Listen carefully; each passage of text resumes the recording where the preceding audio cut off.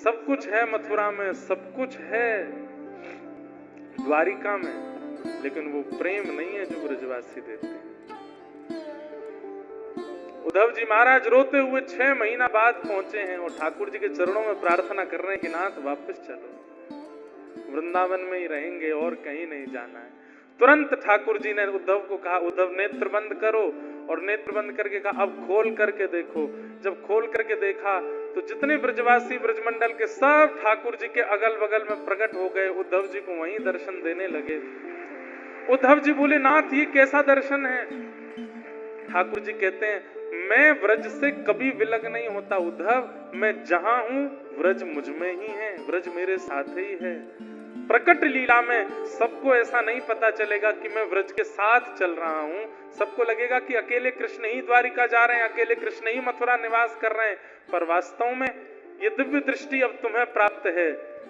बिना श्री जी के, बिना नंद बाबा के, बिना यशोदा मैया के, बिना वृंदावन के एक क्षण भी मैं नहीं रहता हूं।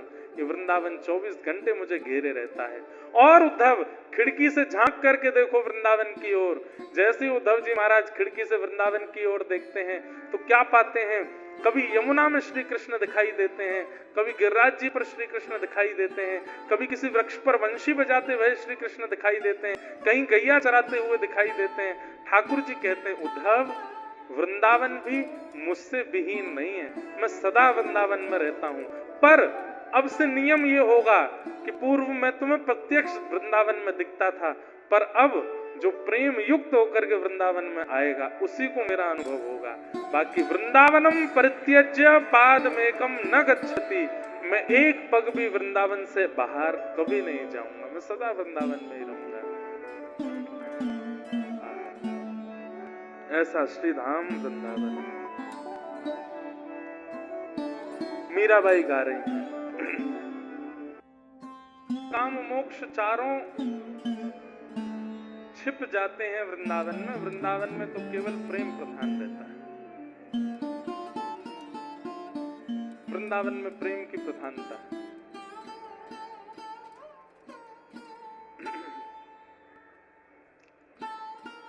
वही बात यहाँ पर श्री नारद जी महाराज वेद व्यास जी को समझा रहे हैं कि व्यास जी आपने जितना कुछ भी लिखा है उसमें प्रेम की प्रधानता नहीं है, इसलिए आपका चित्त अशांत है। भवतानुदित प्रायम यशो भगवतो मलम ये नैवासौ न तुष्येत मन्ये तद्दर्शनम खिलम। आप उसमें प्रेम की प्रधानता करो।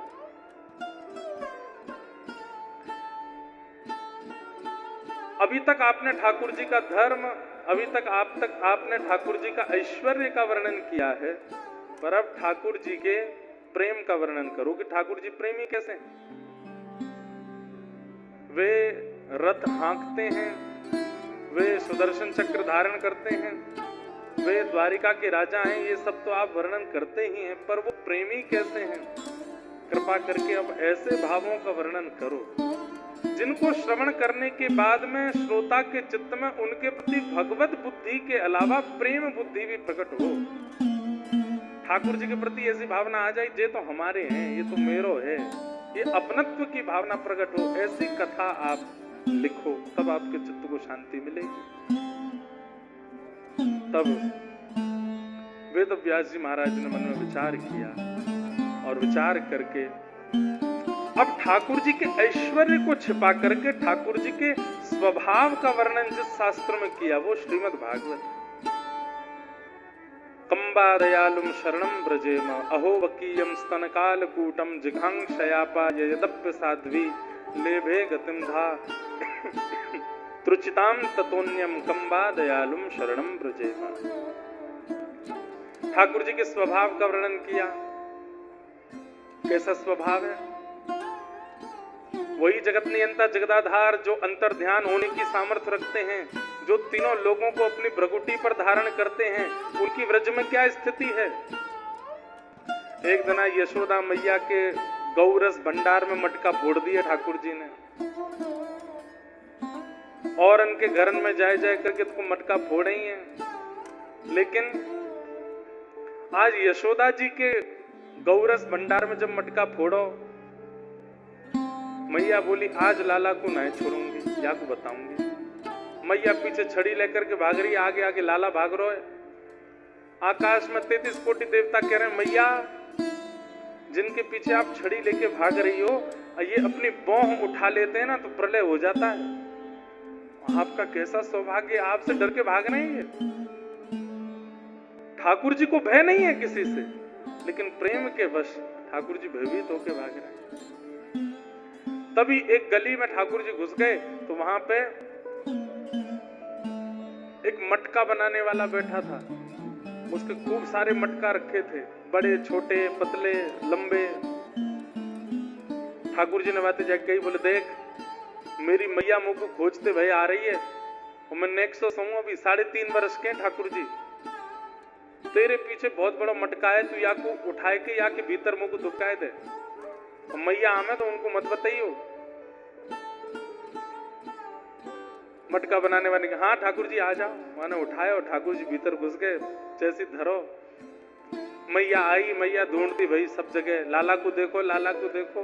सबने मना करी ना है लाला तो ना है, मैया ढूंढ रही है। ढूंढते ढूंढते मैया तो कहीं चली गई और ठाकुर जी अंदर बा में मटका में बैठे हैं भीतर। 20-25 मिनट हो गए, आधा घंटा है गए, तो ठाकुर जी भीतर थे। बोले लाला अब जब मटका को हटाए दे। तो मटका बनाने वाला मटके के ऊपर बैठ गया। बोले अब तो बिल्कुल नहीं हटाऊंगा। क्यों? बोले पूरे विश्व को संसार रूपी मटके में बंद करने वाले आज मेरे मटका में बंद हुआ है, ये मटका कैसे उठा लूं मैं? ठाकुर जी बोले देख तू जानता नहीं है अभी मुझे। बोले कौन हो? बोले वैसे तो मैं नंद का लाला बन के आया हूं, लेकिन वैसे मैं पूरे विश्व ब्रह्मांड नायक हूं। तो बोले ब्रह्मांड नायक हो तो न कर आओ अपने आप मटका में थे। तो बोले ब्रह्मांड नायक हूं पर मैं यहाँ पे मानवी लीला कर रहा हूं और या लीला में मैं अपने ऐश्वर्य को प्रकाश नायक कर रहा हूं, तो कोई हटाना पड़ेगा तभी निकसूंगो। तो मटका बनाने वाले बोलो अच्छा तो एक बार बताओ आप परमात्मा हो ना? भीतर से ठाकुर जी भीतर बात कर रहे हैं, वो ऊपर बैठा मटका के। ठाकुर जी कह रहे हैं अरे मुंह को सांस ना आ रही, मुंह को हवा ना लग रही है, तू जल्दी मटका खोल। और तू मटका खोल तो सही, फिर दारी के तो बताऊंगा मैं। बोले अब तो बिल्कुल नहीं खोलूंगा। ठाकुर जी पहले तो रोज दिखाने लगे, धमकियां देने लगे। जब बहुत देर हो गई तो ठाकुर जी बोले देख लाला तू कहेगो तो मैं तेरे काजे घर ते माखन ले आऊंगो, तेरे काजे तू कहेगो यशोदा मैया ते रोटी बनवा लाऊंगो, तू कहेगो तो जब तक तू रहेगो संसार में तब तक एक समय की रोटी तेरी नंद भवन में यशोदा मैया ते कह दूंगो, वो निकाल दे। मटका बनाने वाला बोलो ये सब चीज नहीं चाहिए मुंह को। तो कहा चाहिए वो बता दे। बोले आप वैकुंठाधिपति हो। बोले हाँ। यूं कह दो कि मैंने तो वैकुंठ दियो, मुंह को मोक्ष दे दो, ऐसा वचन मुंह को दे दो। और मोक्ष भी केवल वैकुंठ में कोई कोनो नहीं चाहिए, वैकुंठ जाकर के आपकी सेवा मिले, ऐसी कृपा मुंह पे करो। ठाकुर जी बोले ठीक है तो को वैकुंठ दे दूंगो, अब खोल दे जल्दी मटका है। मटका बनाने वालों बोलो 22 साल पहले मेरो ब्याह भयो, पत्नी घर में अकेली छोड़ के मैं कैसे वैकुंठ चलो जाऊंगो। ठाकुर जी मटका के भीतर से बोले तो तू माऊ ब्याह रचावेगो वैकुंठ जाके हूँ, मतलब दंपति के संग ब्याह करते हुए मोक्ष लेगो। बोले ठाकुर जी पत्नी तो 7 जन्मन के संग को हमने वचन लियो, बाकी भी मुक्ति कराओ। ठाकुर जी बोले तो को भी मुक्ति दूंगो, वाकू भी मुक्ति दूंगो।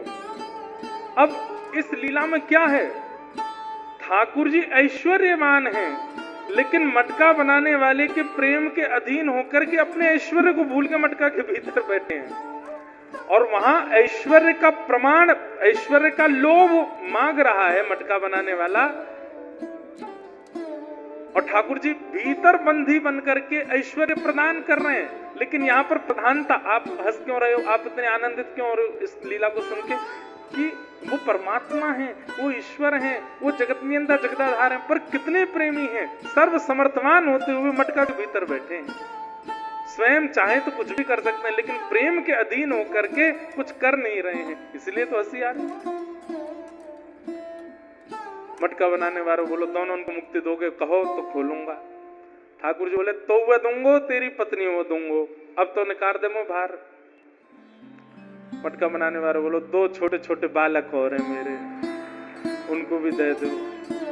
अरे उनको भी दे दूंगो, तेरे मैया पितान को भी दे दूंगो, तेरे परदादा परदादी को भी दे दूंगो, और सुन तेरे कुल ढांते प्रारंभ है महासवन को दे दूंगो, तुम को बाहर निकाला यहाँ से। नहीं निकाला। ठाकुर जी बोले अब का है वो? बोले मेरे कुल खानदान की गई, पत्नी के कुल खानदान, बाकी भी 21 पीढ़ी न तारो। ठाकुर जी बोले तू बाहर तो निकार मो तो बताऊंगो। भीतर ठाकुर जी हल्ला करने लगे, मचलन लगे। तो मटका बनाने वाला बोलो देख लो मैं बाहर निकाल दूं। बोलो वही तो कह रहा हूं, तू बाहर तो निकाल। तो मटका बनाने वाला देखा दूर यशोदा मैया डोली, तो यशोदा मैया तो इशारा कर यहाँ पे आ। मैया दौड़ी दौड़ी आई, कहाँ लाला? वो अभी निकालू। तो ही मटका खोल दियो। ठाकुर जी निकले, कहाँ को है? बोले मोए बात देखो, पीछे देखो, पीछे देखो तो यशोदा मैया खड़ी। अच्छा तारी की यहाँ छिपके बेटा चल। हाथ पकड़ करके ठाकुर जी लेके, कुछ नहीं कर पाए उसका। नारद जी महाराज वेद व्यास जी से बोले ऐसी कथा आपने कहां लिखी बताओ। व्यास जी बोले ये तो नहीं लिखी।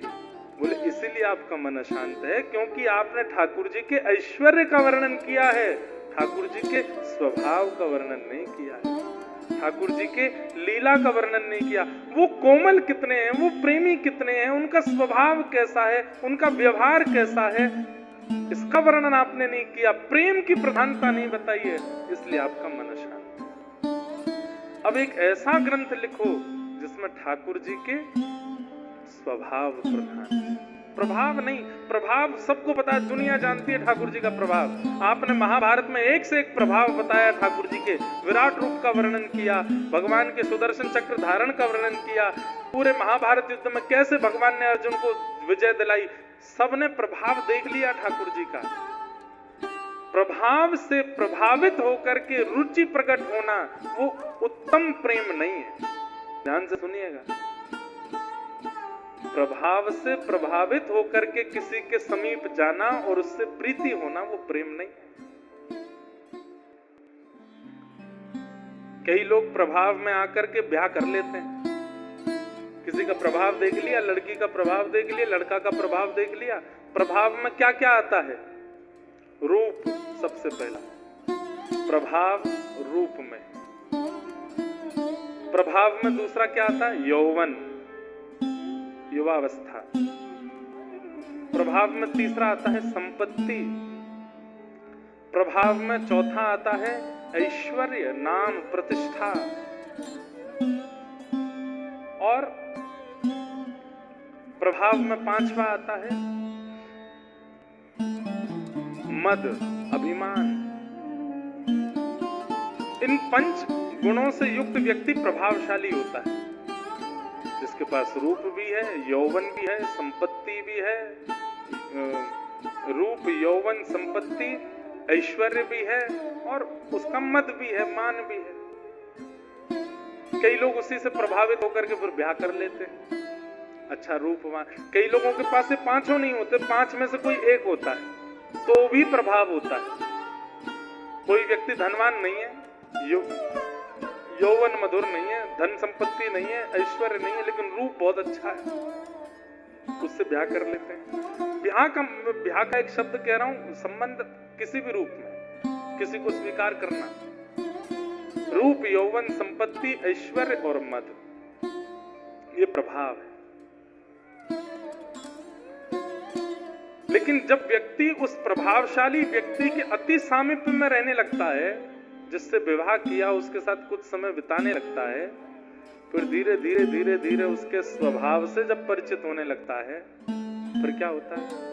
वही प्रभावशाली व्यक्ति अच्छा नहीं लगता, फिर वो प्रिय नहीं लगता, फिर उससे दूर रहने की इच्छा होती है, फिर उससे दूर हो जाने की इच्छा होती है। इसलिए कभी दूर होना ही ना पड़े, इसलिए प्रभाव देख के जाओ ही मत, स्वभाव के पास जाओ। स्वभाव देख करके किसी को स्वीकार करो। भगवान का भी प्रभाव सब दिखते हैं, सबको पता है। लेकिन प्रभाव गौड़ हो जाता है स्वभाव के आगे।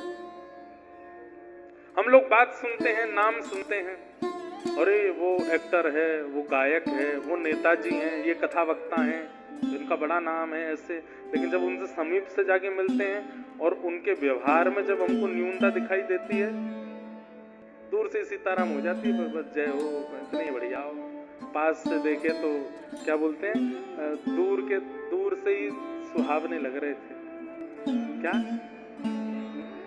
हाँ, दूर के ढोल सुहावने, दूर से बढ़िया। प्रभावशाली व्यक्ति का ऐसा ही है। इसलिए चाहे वक्ता बन जाओ, चाहे एक्टर बन जाओ, चाहे कितने भी प्रभाव में आ जाओ, अपने स्वभाव को मत बदलने दो, स्वभाव को मधुर रखो, क्योंकि समीप आने पर स्वभाव रिझाता नहीं। श्रीमद् भागवत जी के अलावा जितने भी ग्रंथ हैं उसमें प्रभाव है। दूर से ठाकुर जी दिख रहे हैं, आहा क्या विराट रूप है, इतने विशाल मुख हैं, सुदर्शन चक्र चलाते हैं, ऐसा करते हैं, वैसा करते हैं। ये श्रीमद् भागवत समीप से ठाकुर जी का दर्शन कराती है। जन्म लेते हैं तो ठाकुर जी कैसे लग रहे हैं, व्रज में ठाकुर जी कैसे विहार कर रहे हैं, गैयाओं के संग कैसे, कल से सारी लीलाएं आएंगी ठाकुर जी की। गोपियों के संग कैसा व्यवहार, अपने सखाओं के साथ कैसा व्यवहार, ब्रजवासियों के साथ कैसी लीला, किशोरी जी के साथ कैसी लीला, उन सब लीलाओं को जब हम सुनते हैं तो नेत्र सजल हो जाता है, प्रेम आनंद से भर जाता है। क्यों? क्योंकि वही श्री कृष्ण का स्वभाव है और वो श्रीमद् भागवत में वर्णित है। इसलिए व्यास जी ऐसा कुछ लिखिए जिसमें प्रेम प्रधान हो। तब वेद व्यास जी महाराज कहते हैं, ठीक है, अब मैं ऐसी रचना करूंगा जिसमें ठाकुर जी का प्रभाव नहीं, स्वभाव हो। और तब भागवत जी की रचना हुई। भागवत जी की रचना करके वेद व्यास जी महाराज लोकस्य जानतो विद्वांस चक्रे सात्वत संहिताम, एक ऐसी संहिता का निर्माण किया जिसके निर्माण के बाद वेद व्यास जी स्वयं आनंदित हो गए और आनंदित होने के बाद अपनी कलम को, अपनी लेखनी को प्रवाहित कर दिया नदी में। बस अब मुझे परम सुख मिला, अब मुझे परम आराम मिला, अब मेरे चित्त को ऐसा आनंद हो रहा है कि अब मुझे इससे आगे कुछ लिखने की आवश्यकता नहीं है, मैंने भागवत ग्रंथ की रचना कर दी। लेकिन अब भागवत को घर घर तक, जन जन तक पहुंचाएं कैसे, अब लोगों में इसका प्रचार कैसे हो। तब वेद व्यास जी महाराज ने अपने पुत्र का चिंतन किया। वेद व्यास जी के पुत्र कौन? श्री सुखदेव जी महाराज। शुकाचार्य जी का स्मरण किया। बंधुओं, सुखदेव जी कौन है? बहुत दिन बाद कथा याद आई है, सुना देते हैं।